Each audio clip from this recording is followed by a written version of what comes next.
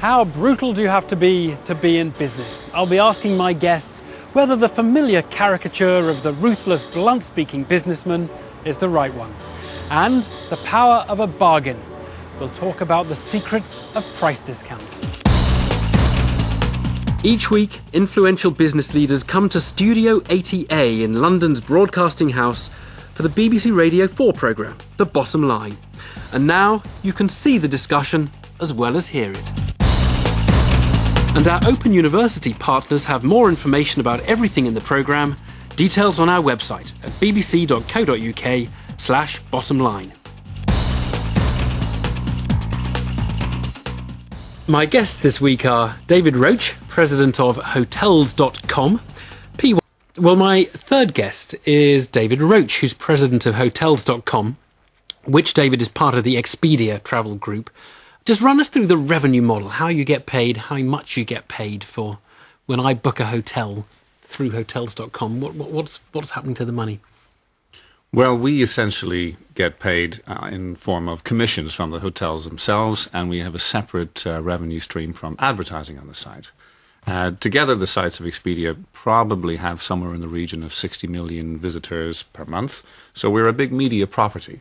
And we do sell some advertising, typically to travel suppliers on our own site. So the advertising is what proportion? I mean, roughly what's the split between the commissions and the advertising? Actually, off the top of my head, I would say for Hotels.com, it's relatively small at the moment. It's probably in the low single digits. But our overall aim is to take that up, through 10 and maybe 15% at some point. But that tells you how hard it is to build an internet business on the back of advertising. There's a lot of competition in the online advertising, sector. But on the other hand, for travel suppliers, we are a very good place to reach the travelling public.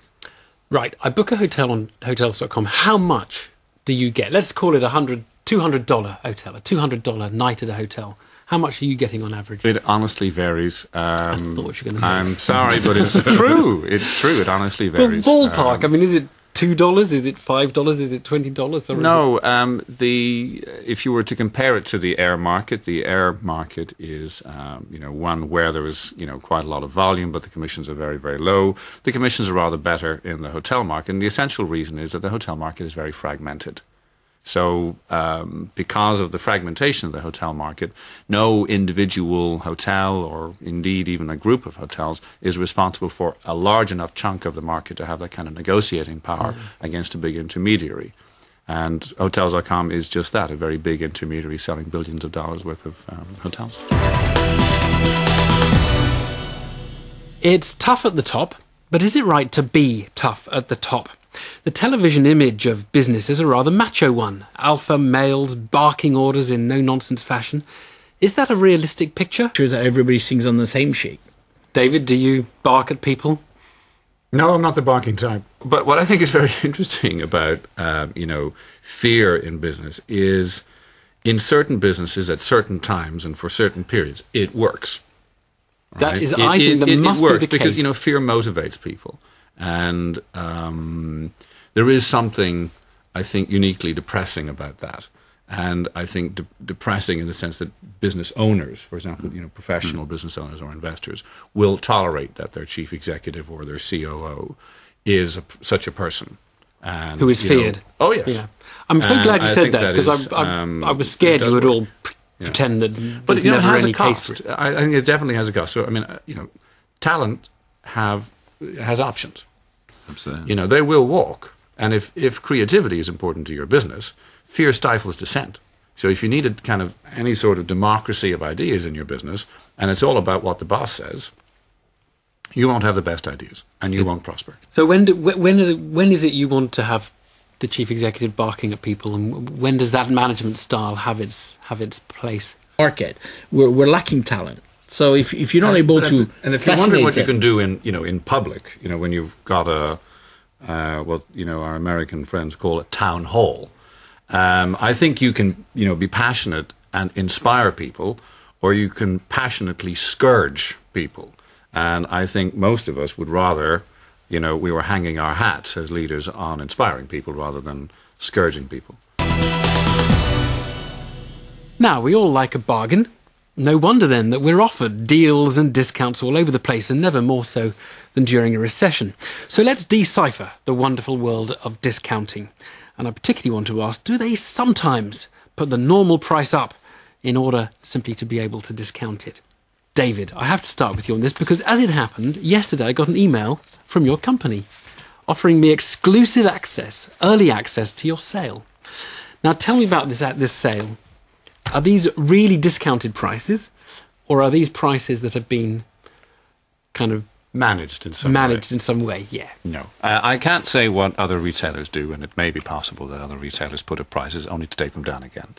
But the prices on our site are actually the prices that the hoteliers directly input themselves. So we don't take a very active hand in controlling the price. But we do discuss with hoteliers the sorts of discounts and the 3 for 2s and 4 for 3s and so forth that they might offer.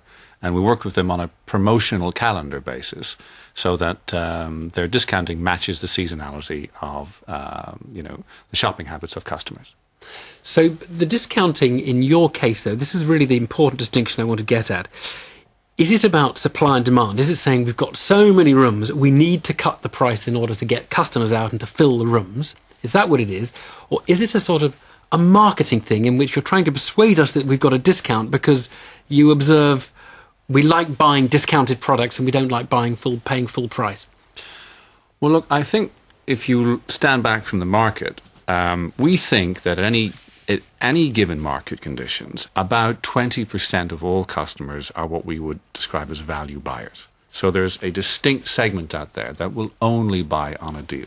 And therefore, if you're a mass market retailer of travel, such as ourselves, you always have to have offers for those people. Now, when you get into macroeconomic conditions, such as the ones we experience now, where there is soft demand, and actually because of the boom years, there's now too many hotel rooms, that section of people actually expands. And we are now, in our current sort order on all over the site, there's even more promotional offers on the site than ever have been before. And we're simply matching the times. So how many of your sales at the moment, I mean, we're talking a third of your sales are sold at a discount to some normal price?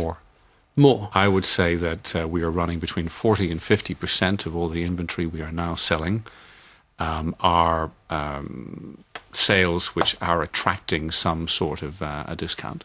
John, it happened. No, of course there are some. But no, look, here's a sort of fundamental fact about consumers, and it's not obvious, but here's a fact about consumers. I would rather pay £100 for a hotel room, believing that the normal price was £200, than pay £100 for a hotel room, the same hotel room, believing the normal price was £50. I mean, so I'm still paying £100 for the same hotel room. I'd rather believe I'm getting it at a discount. But the mistake to make is that there is such a thing as a normal price. And this goes back to what PY was talking about, revenue management. And in all businesses where there's a large fixed asset, the same thing has been sold to customer A and customer B at very different prices.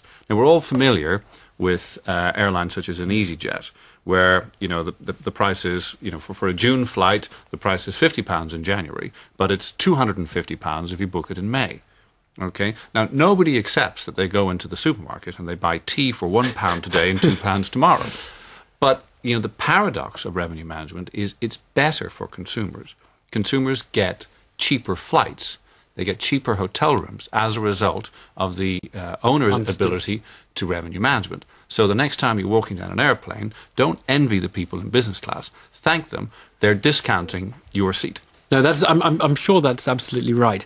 But there are some product areas of which hotel sounds like one, wine seems like another, and furniture seems like another, where no one who's buying furniture, just for example, wants to think I'm buying this sofa and I'm paying a full price for it. They want to feel they're getting it or buying it just at the time when there's a discount. I'm afraid that's all we have time for. Thanks, though, to my three guests. David Roche, President of Hotels.com, P.Y. Gerbeau, Chief Executive of X Leisure, and John McLaren, Chairman of the Barchester Group.